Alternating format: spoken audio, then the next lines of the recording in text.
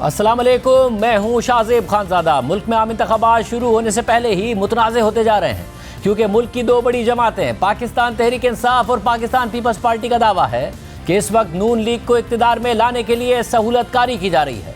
कल तक इमरान खान को पीपल्स पार्टी और नून लीग मिलकर सिलेक्टेड करार दे रहे थे। आज तहरीक इंसाफ और पीपल्स पार्टी मिलकर नवाज शरीफ पर यह इल्ज़ाम लगा रहे हैं। 2018 के इलेक्शन से पहले इमरान खान को नून लीग लाडला करार दे रही थी और अब 2024 के इलेक्शन से पहले पीपल्स पार्टी ने नवाज शरीफ को लाडला प्लस करार दे दिया है और दावा किया है कि एक लाडले की जगह दूसरे लाडले को लाया गया है। सिर्फ यही नहीं, पीपल्स पार्टी नवाज शरीफ को गैर मामूली रियायत मिलने से मुताल्लिक अपने मुस्तकबिल का लाएअमल बनाने के लिए सेंट्रल एग्जीक्यूटिव कमेटी का इजलास तलब करने जा रही है।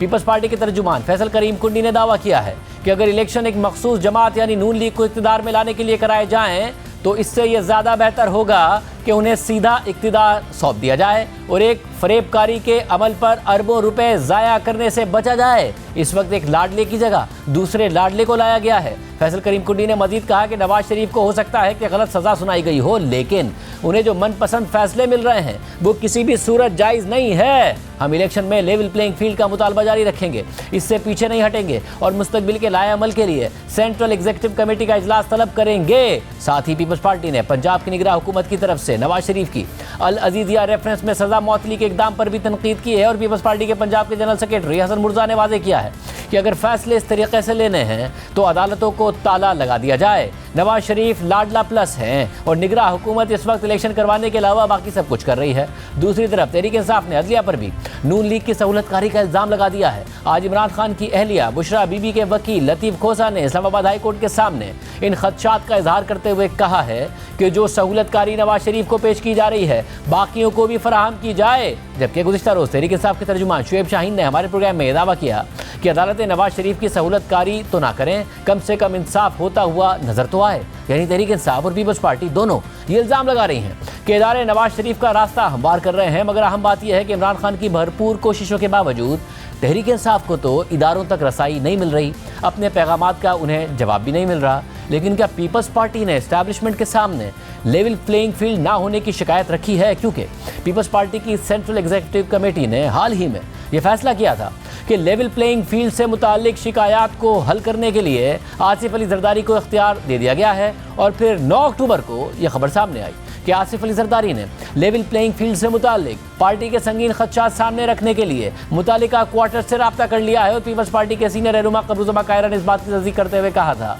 कि जरदारी साहब ने लेवल प्लेइंग फील्ड से मुताल्लिक कुछ मुलाकातें की हैं और वो बहुत जल्द पार्टी को इस हवाले से ब्रीफिंग देंगे। लेकिन इस बात को अब 16 दिन गुजर चुके हैं और अब भी पीपल्स पार्टी शिकायत कर रही है, नवाज शरीफ को लाडला प्लस करार दे रही है। बात करेंगे, हमारे साथ मौजूद है नून लीग के रहनुमा तलाल चौधरी और पीपल्स पार्टी के तर्जुमान फैसल करीम कुंडी। आप दोनों का बहुत शुक्रिया।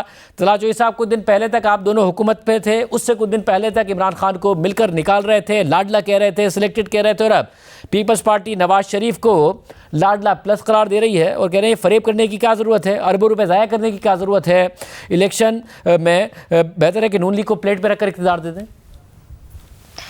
बिस्मिल्लाहिर्रहमानिर्रहीम। शाहजेब साहब, देखिए मामला ये है कि हर सियासी वर्कर को आने वाला रिजल्ट नजर आ रहा है और मैं आपको बड़ी दफा कह रहा हूँ ये 2013 का रीप्ले होगा और ये हालात पंजाब में खुसूसन बड़े क्लियर नजर आ रहे हैं। तो उसके बाद वक्त से पहले इस रिजल्ट को ना मानना या मुतनाज़े करना या बहाना बनाने की एक कोशिश की जा रही है। और दूसरी बात ये रही, कौन सा रिलीफ हमें मिला है? रिलीफ तो हमें आज तक मिला नहीं।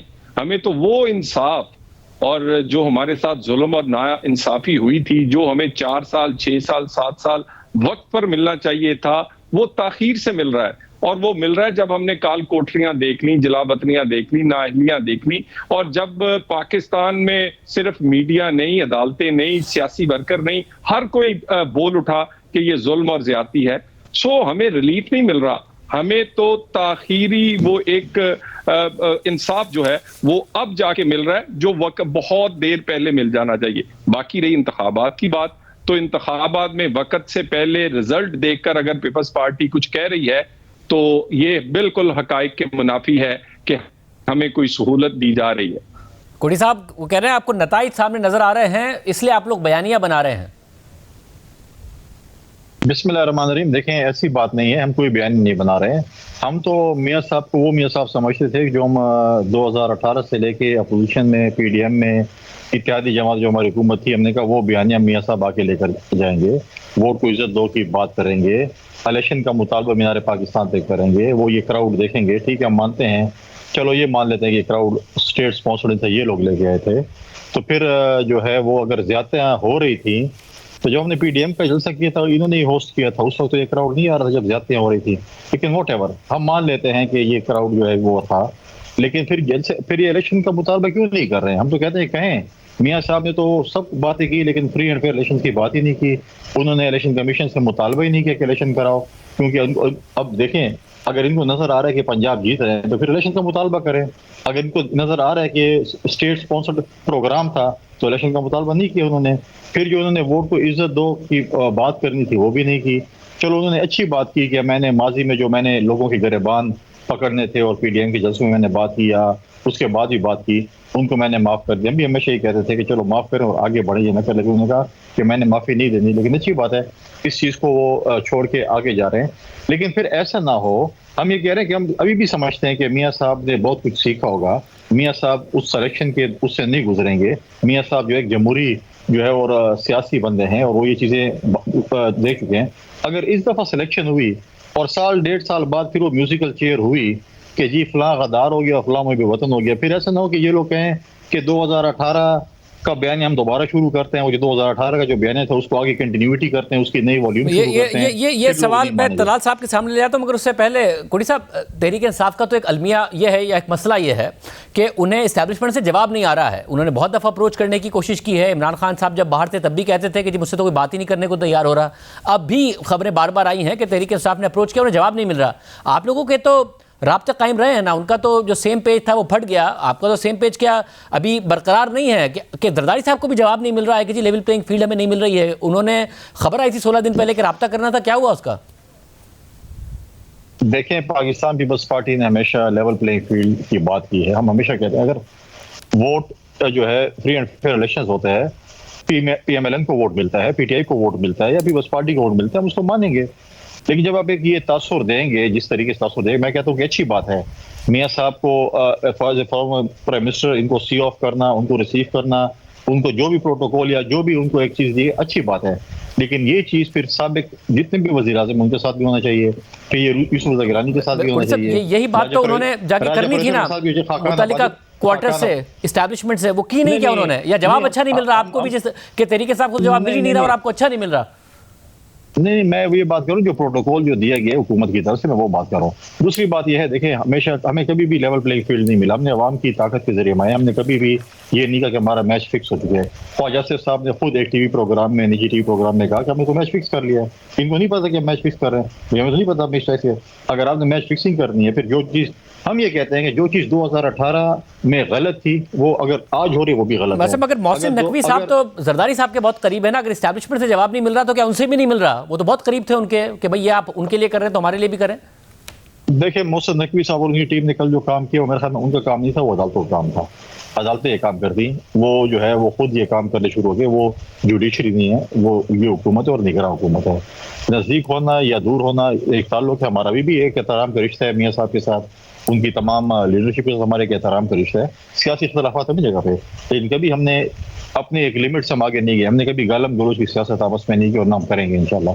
हम हर पॉलिटिकल पार्टी की उसकी इज्जत करेंगे, एहतराम करेंगे। हमारे पॉलिटिकल चीजें हैं, पॉलिटिकल हमारे जो सही है। तलाल साहब, जो हम करेंगे, जो कुंडी साहब कह रहे हैं कि फिर ऐसा ना हो 1-1.5 साल बाद फिर वो गद्दारी के इल्जामात लग रहे हों, फिर आप लोग वोट को इज्जत दो की बात कर रहे हों। आप तो रहनुमा उसमें से हैं जिन्होंने अपने 5 साल उस सारी की सारी स्ट्रगल के लिए कुर्बान किए, और वापस आकर अगर लाडला ही बनना था तो आपको भी नहीं एहसास हो रहा कि 1.5-2 साल बाद उसी पोजीशन में वापस खड़े होंगे जो कुंडी साहब कह रहे हैं?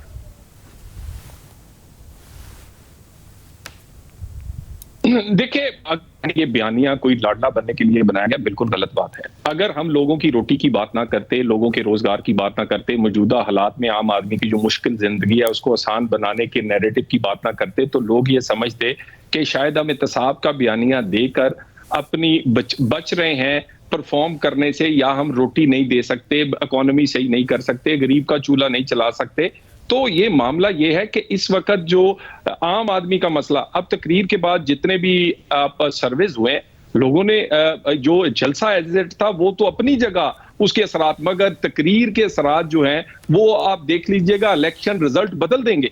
सो वो लोगों को पसंद आई है और लोगों का बयानिया लोग वही चाहते हैं जो उनके मसाइल हैं। बाकी रही बात पीपल्स पार्टी की, देखिए वो बार बार कहते हैं स्टेट ओन्ड, मुझे कोई एक चीज बता दें, 15 साल में आपके पास सिंध में हुकूमत है, कभी इस तरह का जलसा, इस तरह का जोश, इस तरह का रिस्पॉन्स। कुड़ी साहब ये जो कह रहे हैं कि सबसे अहम बात ये है और यही बयानिया सूट करता है इन्हें कि जी बात की जाए महंगाई की, बात की जाए बेहतर गवर्नेंस की। नवाज शरीफ साहब बहुत अरसे बाद आए थे, उनका इस्तकबाल हो गया, उन्होंने एक बयानिया दे दिया। आप क्या चाहते हैं कि वो अभी भी एक जो एंटी एस्टैब्लिशमेंट बयानिया था वोट को इज्जत दो का, उसके साथ आगे बढ़े तो आप लोग मुतमईन होंगे? कुड़ी साहब नहीं, हम ये कह रहे हैं कि फ्री एंड फेयर इलेक्शंस की बात करें और जो उन्होंने वोट को इज्जत देने की बात की, हम वही कहते हैं, और लेवल प्लेइंग फील्ड सबके लिए हो। भला पंजाब की आवाम, सिंध की आवाम, जिस भी आवाम है वो नवाज शरीफ को वोट कर हम उसको एक्सेप्ट करेंगे। लेकिन देखें, इन्होंने कहा स्पीच की है, नवाज शरीफ साहब 2013 में भी इलेक्शन की शाम को एक स्पीच की थी कि मुझे जरा नंबर बढ़ा दें, तो वो स्पीच की मेरे ख्याल में एक जो है वो एक एक्शन रिप्ले जो है इन्होंने इधर कर दी। उस दिन तो इलेक्शन की रात की है, इन्होंने इलेक्शन से पहले एक स्पीच कर दी है जिसमें उन्होंने इलेक्शन नहीं मांगा और एक स्पीच कर दी है। देखें बात ये कर रहे हैं, तो फिर अगर ये बात है तो फिर जब आपने पीडीएम का जलसा इसी लाहौर में किया था, लोग उस वक्त भी बड़े तंग थे। अब आप जो है उस वक्त मतलब गुजारे हाल जलसा था।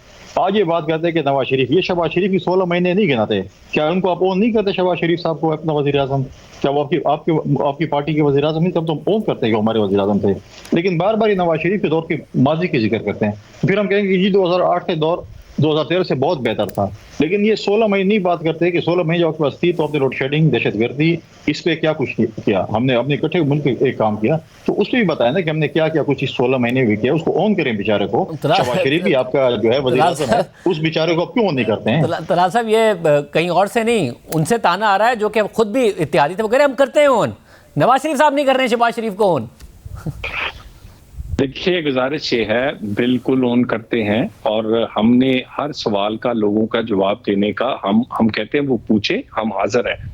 और हमने कब कहा कि वो हमारी हुकूमत नहीं थी, उसमें हमने जो काम किया है, जो डिफॉल्ट से बचाया है, जो मुश्किल हालात से निकाला है, वो आपके सामने है। लेकिन कैसे हमें देखें, 14 पार्टियों की हुकूमत जो है वो परफॉर्म पाकिस्तान में नहीं कर सकती। यहाँ पर आपको जब तक सिंपल मेजॉरिटी या अक्सरियत हासिल ना हो, आप खुल के काम नहीं कर सकते। एक 5 साल का मैंडेट ना हो, आप अपनी मर्जी से इत्तेहादियों से, तो आपको जब आपने दर्जा चहारम का कोई आदमी बदलना होता है उस पर भी पूछना होता है वो, और इस तरह काम नहीं हो सकता।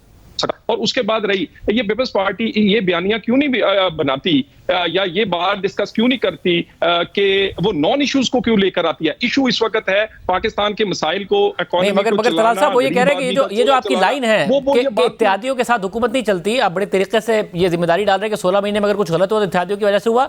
वो यही कह रहे हैं कि इस दफा की अंडरस्टैंडिंग है कि आपको एब्सोल्यूट मेजॉरिटी के साथ हुकूमत चाहिए। वो कह रही है ये मैच फिक्स हुआ है आपका।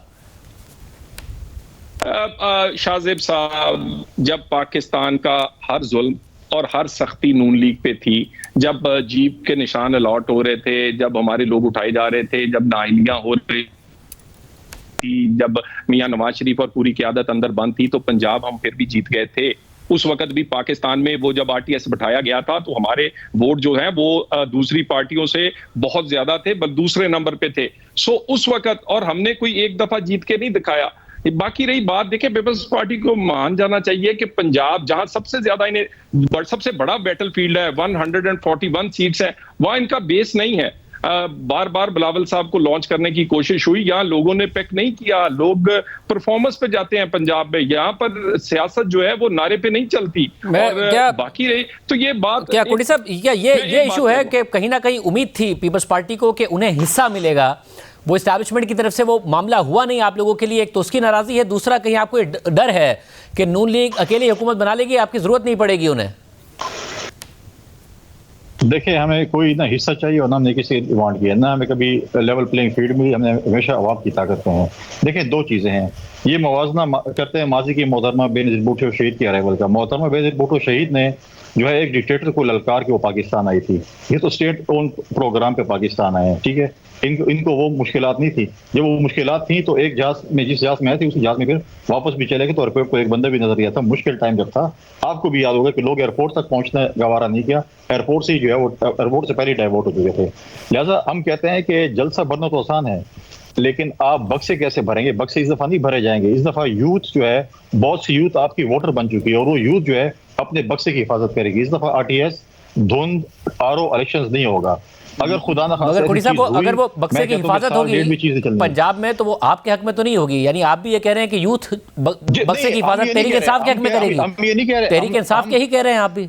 हम ये देखें, हम ये नहीं कह रहे हैं कि हमारे हक में वोट डाले जाएं। अब देखें, ये अभी से मैसेजिंग कर रहे हैं। देखें, पंजाब डोमिसाइल के लिए फायदा ये है कि उनको हमेशा सिंपल मेजोरिटी और 2/3 मेजोरिटी दी जाती है। और सिंध में हमेशा, सिंध का जब वज़ीर आज़म आते तो उसको कहा जाता है कि आप इत्तेहादी हुकूमत चलाएं। 2008 से 13 तक हमने भी इत्तेहादी हुकूमत चलाई थी, हमें भी मुश्किलात थी, लेकिन हमने मुश्किलात में परफॉर्म किया। अब ये मैसेजिंग कर रहे हैं कि नहीं, हमें वन पार्टी सिस्टम चाहिए, सिर्फ हमें मेजोरिटी चाहिए, बाकी हमें कोई इत्तेहादी नहीं चाहिए, फिर हम अच्छा परफॉर्म करेंगे। क्योंकि 16 महीने हम परफॉर्म नहीं कर सकते, बस इत्तेहादी हुकूमत थी। लिहाजा ये चीजें जो हैं, मैं ये कह रहा हूँ कि देखिए, अवाम का हक है कि वो मैंडेट दें जिस जमात को देते हैं, वो चाहे हमें दें। तलाल साहब, ये वो कह रहे जलसे में आप लोग ले आए, बैलेट बक्स में वोट कैसे लेके आएंगे? आपने तो खुद ने इलेक्शन लड़ना है, कैसे लेके आएंगे? वो कह रहे अवाम हिफाजत करेगी यूथ। मैंने आपको कहा कि 2018 सबसे मुश्किल इलेक्शन था नून लीग के लिए, जब सब कुछ आरटीएस बैठ गया था, जब पंजाब में हर कुछ सख्तियां, नाअहलियां, मुकदमे, हमारी क़यादत भी नहीं थी, हम सब लोग मुकदमों की जद में थे, लेकिन पंजाब हम उस वक्त भी आरटीएस बैठाने के बावजूद जीत गए थे।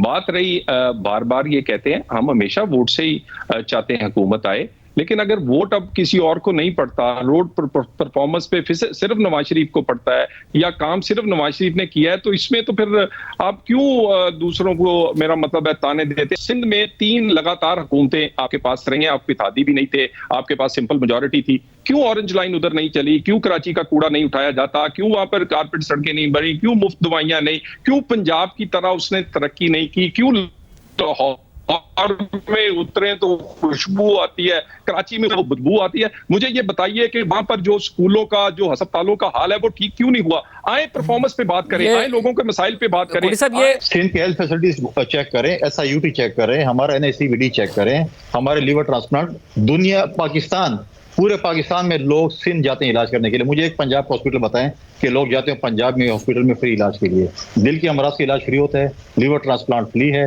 किडनी ट्रांसप्लांट फ्री है। आप हेल्थ फैसिलिटीज देखें, हमारे सिंध में जो हेल्थ फैसिलिटीज हमने कायम की हैं। हमने एक फलाई मनसूबा बेनज़ीर इनकम सपोर्ट प्रोग्राम जो शुरू किया है। इस वक्त 95 लाख खवातीन बेनज़ीर इनकम सपोर्ट प्रोग्राम से मुस्तफीद हो रही हैं, और दुनिया में वो वाहिद प्रोग्राम, इसको पूरी दुनिया एक्सेप्ट करती है कि वाकई फलाई प्रोग्राम है। फिर आप करेंगे पंजाब में कैंपेन कि हम सिंध जैसा बना देंगे पंजाब को? मैं बिल्कुल करेंगे, और इंशाल्लाह हम अपने इत्तेहादी जमातों के साथ मिलकर हुकूमत बनाएंगे, और हम PMLN को भी दावत देंगे कि हमारी हुकूमत में शामिल हो। 2008 में भी हमने दावत दी थी। वो कह रहे हैं परफॉर्मेंस में वोट मांगेंगे, वो कह रहे हैं हम करेंगे ये कैंपेन। देखिए, सोशल मीडिया और मीडिया की वजह से अब झूठ नहीं बोला जा सकता। मुझे ये बताइए कि 15 साल हुकूमत किए, 3 हुकूमत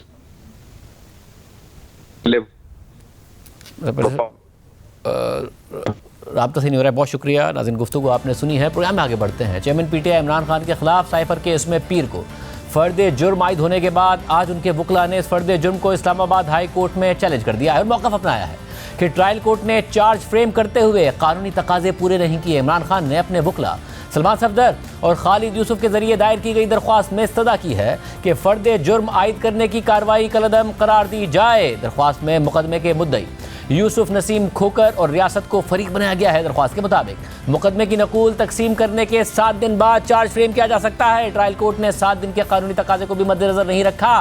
ट्रायल कोर्ट ने जल्दबाजी में फर्द जुर्म आयद की।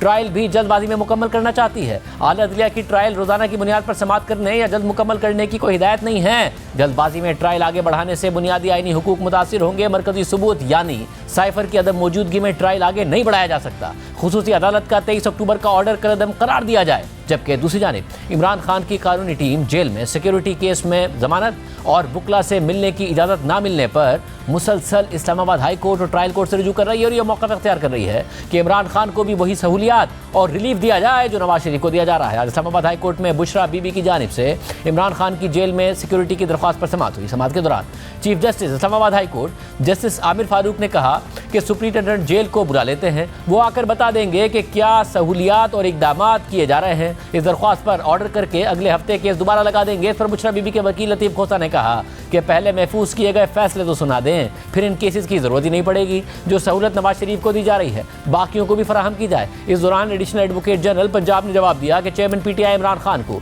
जेल मैनुअल के तहत सहूलियात हासिल हैं। समाअत के दौरान जस्टिस आमिर फारूक ने कहा कि जेल सुप्रिंटेंडेंट को इसीलिए बुला रहा हूं ताकि तसल्ली हो जाए कि अमल दरामद हो रहा है या नहीं हो रहा है। इसके बाद अदालत ने केस अगले हफ्ते तक मुलतवी कर दिया, जबकि आज इस्लामाबाद हाई कोर्ट में ही जस्टिस आमिर फारूक और जस्टिस बाबर सत्तार पर मुश्तमिल बेंच ने 190 मिलियन पाउंड स्कैंडल और तोशा खाना नैब केसेस में एहतसाब अदालत की इमरान खान की जमानत की दरख्वास्तें दोबारा बहाल करने की दरख्वास्त पर भी समाअत की। समाअत के आगाज़ में ही अदालत ने इमरान खान के वकील लतीफ खोसा से सवाल किया कि क्या चेयरमैन पीटीआई इमरान खान गिरफ्तार तस्वुर नहीं होंगे।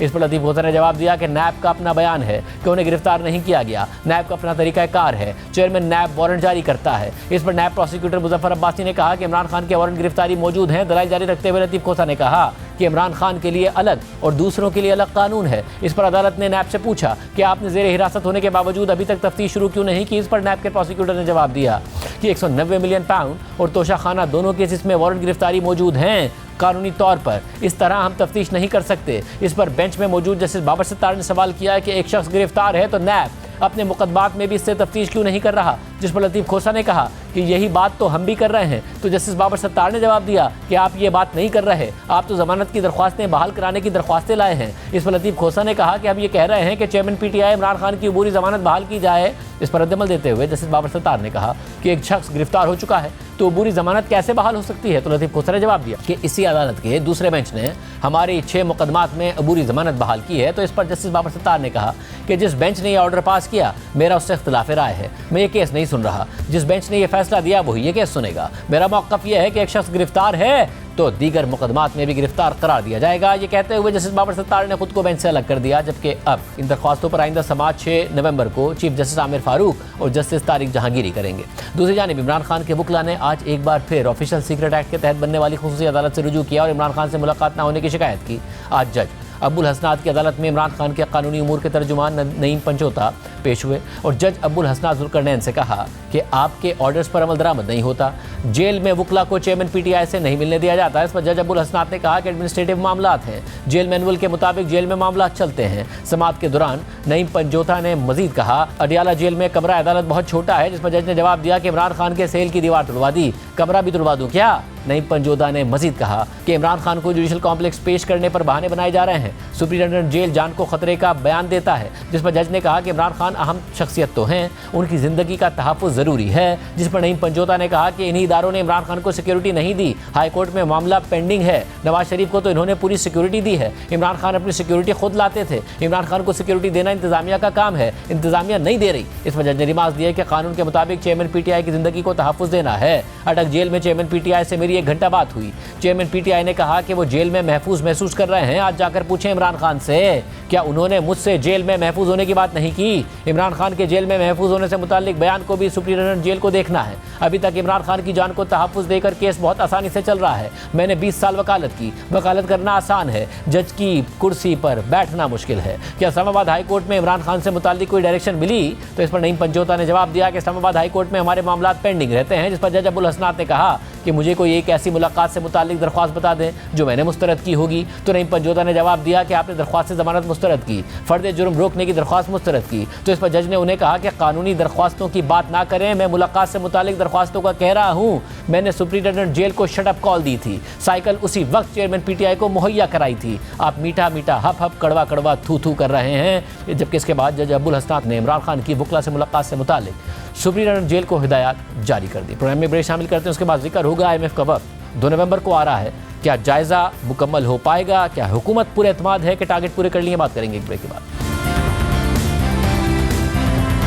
पाकिस्तानी मईशत के लिए अगला हफ्ता इंतहाई अहम होगा क्योंकि IMF के मौजूदा स्टैंड बाय अरेंजमेंट के रिव्यू के लिए IMF का जायजा मिशन 2 नवंबर को पाकिस्तान आएगा, जिसकी क़यादत नेथन पोर्टर करेगी। और इस बात की तस्दीक खुद IMF की पाकिस्तान में नुमाइंदा एस्टर पेरेज ने कर दी है। और अगर ये जायजा मिशन पाकिस्तान के इक़दाम और अहदाफ की उसूली से मुतमईन हुआ तो ही IMF का एग्जीक्यूटिव बोर्ड दिसंबर में पाकिस्तान को 71 करोड़ डॉलर्स की दूसरी किस्त जारी करेगा। ज़राए का दावा है कि हुकूमत पूरे एतमाद है कि पाकिस्तान ने पहली तिमाही में IMF के अहदाफ हासिल कर लिए हैं, टैक्स महसूला टारगेट से ज़्यादा रही हैं, प्राइमरी सरप्लस का टारगेट भी हासिल कर लिया है। मगर दूसरी तरफ बैरूनी फाइनेंसिंग के इंतजाम के हवाले से खदशात अपनी जगह बरकरार हैं। 12 अक्टूबर को अपनी मिडिल ईस्ट और सेंट्रल एशिया आउटलुक रिपोर्ट में IMF पाकिस्तान की बैरूनी फाइनेंसिंग की ज़रूरियात और कम ज़र मुबादला के ज़खायर पर बात कर चुका है और कह चुका है कि स्टेट बैंक के 7.5 अरब डॉलर्स के ज़र मुबादला के ज़खायर महज 1.5 माह की दरामदाद के लिए काफ़ी हैं और इस माली साल में बैरूनी कर्जों की अदायगी के लिए पाकिस्तान के पास फाइनेंसिंग काफ़ी नहीं है। जबकि शहबाज राना की खबर के मुताबिक हुकूमत ने इस माली साल में 20 अरब डॉलर्स के बैरूनी कर्जों का टारगेट रखा है। मगर अब हुकूमत के अपने अंदाजों के मुताबिक पाकिस्तान की इस माली साल में बैरूनी फाइनेंसिंग के इंतजामात और ज़रूरत में एक बड़ा फ़र्क है। जबकि 19 अक्टूबर को जंग और द न्यूज़ में शाया होने वाली मेहताब हैदर की खबर के मुताबिक सितंबर में मुसलसल दूसरे महीने भी कर्जों की सूरत में डॉलर्स के इनफ्लोज में कमी आई है। सितंबर में पाकिस्तान सिर्फ 32 करोड़ डॉलर्स ही हासिल कर सका है। इकोनॉमिक अफेयर्स डिवीजन के मुताबिक जुलाई में पाकिस्तान ने 2.89 अरब डॉलर्स मौसूल किए और अगर इनमें IMF से मिलने वाले 1.1 अरब डॉलर्स मिला दिए जाएं तो जुलाई में मौसूल होने वाला कर्ज तकरीबन 4 अरब डॉलर्स बनता है। आला सरकारी ज़राए ने द न्यूज़ को बताया है कि गुज़िश्ता 2 महीनों से पाकिस्तान की डॉलर्स में बैरूनी कर्ज हासिल करने की सलाहियत दोबारा पहले जैसी हो गई है। जहां अगस्त में पाकिस्तान सिर्फ 31 करोड़ 60 लाख डॉलर्स और सितंबर में सिर्फ 32 करोड़ डॉलर्स ही हासिल कर सका है। खबर के मुताबिक अस्करी इस्टेब्लिशमेंट ने इंटेलिजेंस एजेंसीज और कानून नाफिज करने वाली एजेंसीज की मुशावरत से एक्सचेंज कंपनीज और स्पेकुलेटर्स के खिलाफ क्रैकडाउन किया, जिसके नतीजे में रुपए और डॉलर में फ़र्क बेहतर हुआ। लेकिन ऐसे इंतजामी इकदाम की भी एक हद होती है। पूरी सूरत हाल पर बात करेंगे। हमारे साथ मौजूद है सीनियर सहाफ़ी शहबाज राना। शहबाज राना साहब, बहुत शुक्रिया मशहूर में ज्वाइन करने के लिए। साहब, पहले तो ज़ाहिर है इस बारे में क़यास सराइयाँ होती थी, जो रवैया इसहाक डार साहब का रहा था उसके बाद कि IMF आएगा भी या नहीं आएगा, फिर वो नहीं आते थे, फिर वज़ीर आज़म इन्वॉल्व होते थे। अब कम से कम ये हुआ है कि उन्होंने पहले ही कह दिया हम 2 नवंबर को आ रहे हैं। जब आ रहे हैं तो इस बात का कितना इम्कान है कि पाकिस्तान का जायज़ा भी कामयाबी से हो जाएगा? हुकूमत कितनी पूरे एतमाद है? जी बिस्मिल्लाहिर्रहमानिर्रहीम, बहुत शुक्रिया शाहज़ेब साहब। अगर कोई मिशन आने के लिए तैयार हो जाए और स्मूथली तैयार हो जाए विदाउट इफ़ एंड बट्स, तो इसका मतलब है कि आपका 60 से 70% जो काम है वो ऑलमोस्ट हो जाता है। बाकी कुछ 30 से 40% चीज़ें रह जाती हैं जिसको जायज़ा मिशन के दौरान आपने सॉर्ट आउट करना होता है। इसको 2 हिस्सों में देखने की ज़रूरत है, एक इसकी पोलिटिकल साइड है और एक इसकी इकनॉमिक साइड है। 3 मेजर एरियाज़ हैं या 4 जो इकनॉमिक साइड के ऊपर देखने वाले होंगे। एक फिस्कल परफॉर्मेंस है, वो बाय एंड लार्ज इनकी फ़िलहाल जो पहला इसका समाई का जायज़ा होगा जुलाई सितंबर की पीरियड का, उसमें ठीक है। इनकी जो मॉनिटरी साइड पे कुछ अहदाफ थे, मेरी आज भी गवर्नर स्टेट बैंक से बात हुई है, वो कह रहे हैं कि हम इसके ऊपर कंफर्टेबल हैं। तीसरी साइड इनकी पावर सेक्टर की थी। पावर सेक्टर के हवाले से मेरी कल बात हुई थी एनर्जी मिनिस्टर मोहम्मद अली साहब से, वो कह रहे हैं हम भी कंफर्टेबल हैं। तो यहाँ पे मुझे अपेरेंटली पहले समाई का जो अहदाफ थे उसके ऊपर प्रॉब्लम नहीं है। इशू ये होता है कि IMF सिर्फ उस जायज़ा मिशन तक नहीं रहता, वो इससे आगे देखता है। तो जब वो इसे आगे देखेगा, अगले क्वार्टर्स का देखेगा, तो वहाँ पे अभी कोई भी बात हतमी तौर पर नहीं कही जा सकती। अब जो इनका वीक एरिया है ऑन इकोनॉमिक साइड, जैसे आपने जिक्र कर दिया है कि जो एक्सटर्नल फाइनेंसिंग का गैप है 20 अरब डॉलर प्लस के, अगर आपको कर्जे चाहिए और उसमें यूरो बॉन्ड 1.5 अरब डॉलर खुद हुकूमत कह रही है बड़ा मुश्किल होगा।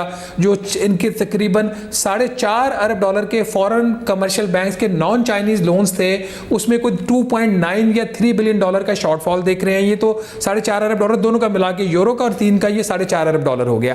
इसके अलावा भी कोई 1.5 से तकरीबन 1.5 अरब डॉलर तक कोई और शॉर्टफॉल भी हो सकता है। तो ये सारी चीज़ें अब रिव्यू होंगी। जो एक और इनकी सॉफ्ट बैली होगी वो इनकी होगी एक्सचेंज रेट मैनेजमेंट के ऊपर। अब आपने देखा कि पिछले 2-3 दिन से एक रिलैक्स लग रहा है कि रुपए को या डॉलर को इन्होंने किया है और प्राइस ग्रेजुअली ऊपर जा रही है। तो I take it as a prelude to the IMF talks. अब आ जाते हैं पॉलिटिकल साइड के ऊपर। पॉलिटिकली IMF की ऐसा तो कोई शर्त होती नहीं एक्सप्लिसिटली। आप इसकी एक एग्जांपल ले लीजिए, जो चाइना के साथ हमारे जो इकोनॉमिक मामला हैं उसके ऊपर IMF का भी एक्सप्लिसिट कंडीशन नहीं लगा था, लेकिन इनडायरेक्टली आपको वो चाइना के साथ बहुत सारे प्लान्स आगे नहीं बनने देता। ML1 की सॉवरेन गारंटीज का वो इनडायरेक्टली उसको कवर कर लेगा, या फिर वो जो IPPs के कॉन्ट्रैक्ट्स हैं उसके हवाले से कुछ वो बात करेगा, बट वो पॉलिटिकली सीधी बात नहीं करेगा। यहाँ पे शाहज़ेब खानज़ादा साहब जो इशू आएगा वो इलेक्शंस की तारीख है। ये मैंने अपनी खबर में मेंशन भी किया किया है। और ये मेरी जो बैकग्राउंड में कुछ लोगों से, IFIs के लोगों से बातें हुई हैं, और कुछ जो हमारी जो वज़ीर ख़जाना उनकी वहाँ पे मोरक्को में जो वर्ल्ड बैंक और IMF के लोगों से बात हुई, तो वहाँ पे 2-3 क्वेश्चन बड़े सीरियसली रेज हुए हैं कि इलेक्शंस कब होंगे, क्योंकि इसका डायरेक्ट लिंक है इस प्रोग्राम के साथ और अगला प्रोग्राम जो हमने साइन करना है। और सेकंड उसके जो क्वेश्चन ये था कि SIFC का मैंडेट क्या है, कितनी इफेक्टिव है, क्या इसकी लीगल अथॉरिटी है, और तीसरा इंटरिम गवर्नमेंट का मैंडेट क्या है। तो ये 3 क्वेश्चन डायरेक्टली, इनडायरेक्टली, इम्प्लिसिटली ये चीज़ें आपकी रिव्यू टॉक्स को इन्फ्लुएंस कर सकती हैं। इलेक्शन कमीशन ऑफ पाकिस्तान ने एक इंडिकेट किया हुआ एंड वीक जो है वो बात करें जनवरी की, तो अगर वहाँ पे क्लियर डेट आ जाती है तो वो उससे काफ़ी सहूलत मिल जाएगी। और मेरे साथ में ये भी बताइएगा कि जो बैरूनी फाइनेंसिंग का मसला है, ज़ाहिर है आपने बताया था कि एक होल बाकायदा नज़र आता है, अब IMF भी अपने कंसर्न्स का इजहार कर चुका है। इसके लिए क्या सोच रही है हुकूमत? ज़ाहिर है बैरूनी मार्केट्स में तो नहीं है रूम के हम कोई वहाँ से जाके पैसे रेस कर सकें, इंटरेस्ट रेट्स भी हाई हैं, लिक्विडिटी के मसाइल हैं, क्या सोच रही है हुकूमत? क्या फिर दोस्त ममालिक से मांग रहे होंगे पैसे? फ्रैंकली शाहजेब साहब, बहुत ही लिमिटेड ऑप्शंस है हुकूमत के लिए। जो इंटरनेशनल इंटरेस्ट रेट्स की इन्वायरमेंट है, ओवरऑल जो ग्लोबल इकोनॉमी की जो सूरत हाल है, हुकूमत के पास बहुत ऑप्शंस नहीं है। आपने जो दोस्तों को जितना आपने एक्सप्लॉइट करना था वो आपने कर लिया, वो भी एक मैक्सिमम लेवल पे आपको ले के जा चुके हैं। जो मिडल ईस्ट की सिचुएशन डेवलप हुई है, this is negative for Pakistan, क्योंकि अब वहाँ पे जो पोलिटिकल प्रायोरिटीज़ चेंज होंगी उससे और बहुत सारी चीज़ें पाकिस्तान में चेंज हो जाएंगी। तो इनके पास ऑप्शन नहीं है। बिल्कुल ये मांग रहे हैं, आप ठीक कह रहे हैं, चाइना से, राइट लेफ्ट से, वहाँ पे इनको थोड़ी बहुत स्पेस मिल भी जाएगी, जो अल्टीमेटली हुकूमत करने जा रही है। क्योंकि जो ग्रॉस फाइनेंसिंग नीड्स पाकिस्तान की होती हैं, जिसमें आप गैर मुल्की कर्जों की अदायगी और प्लस करंट अकाउंट का खसारा, उसकी फाइनेंसिंग, वहाँ से अब ये स्पेस गेन करने की कोशिश कर रहे हैं। इंपोर्ट्स को कब किया जा रहा है, एक्सपोर्ट्स बढ़ाने की कोशिश कर रहे हैं, नहीं बढ़ पा रही, रेमिटेंसेस के ऊपर इनकी कोशिश है। वहाँ से अगर $1.5-2 बिलियन की वहाँ से स्पेस क्रिएट कर ले इंपोर्ट्स कब करके, तो वहाँ से इनको थोड़ा सा फाइनेंसिंग रिक्वायरमेंट्स कम हो जाएंगी, उतना ही इधर से इनकी जो चीज़ें हैं वो बेहतर हो जाएंगी फाइनेंसिंग के हवाले से। लेकिन फिर भी एक गैप रह जाएगा, और मेरी अंडरस्टैंडिंग ये है कि IMF जून 2024 तक का गैप नहीं देख रहा। IMF 31 मार्च 2024 तक का गैप देख रहा है। उसमें जो मेरी अंडरस्टैंडिंग है, इनके कुछ अभी भी प्रॉब्लम्स हैं, but as you said options बहुत ज़्यादा नहीं है और बहुत ब्राइट ऑप्शन भी नहीं है। बहुत शुक्रिया शहबाज राना, तफसीलात बता रहे थे। प्रोग्राम में एक ब्रेक शामिल करते हैं। मिडिल ईस्ट की सूरत हाल पर बात कर रहे थे। कतर, तुर्की, सबके बड़े वाज़ेह बयान सामने आ रहे हैं। गज़ा की सूरत हाल पर आपके सामने रखेंगे ब्रेक के बाद। गज़ा में इसराइली जारहियत ने आलमी सियासत में हलचल मचाई हुई है। फिलहाल जंगबंदी का तो कोई इम्कान नज़र नहीं आ रहा है, लेकिन इल्ज़ाम, सख्त बयानात और राब्तों में मज़ीद तेज़ी देखी जा रही है।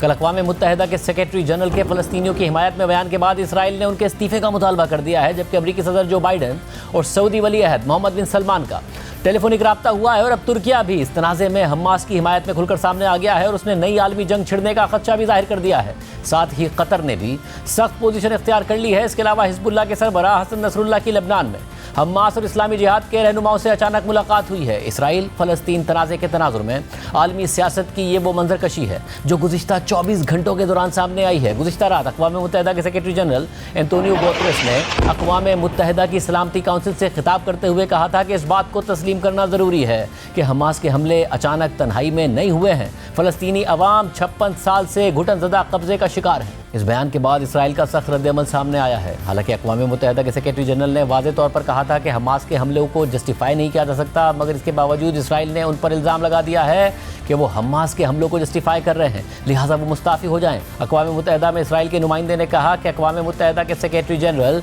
अपने बयान पर माफ़ी मांगें या मुस्ताफ़ी हो जाएं। सिर्फ यही नहीं, इसराइली वज़ीर ख़ारजा ने अक़वाम मुत्तहिदा के सेक्रेटरी जनरल से मुलाकात मनसूख कर दी है। साथ ही इसराइल ने अक़वाम मुत्तहिदा के नुमाइंदों को वीज़े जारी करने से भी इनकार कर दिया है। और वाज़ेह नज़र आ रहा है कि इसराइल अक़वाम मुत्तहिदा को भी आंखें दिखा रहा है, मगर ताकतवर तरीन मगरबी ममालिक खामोश खड़े हैं।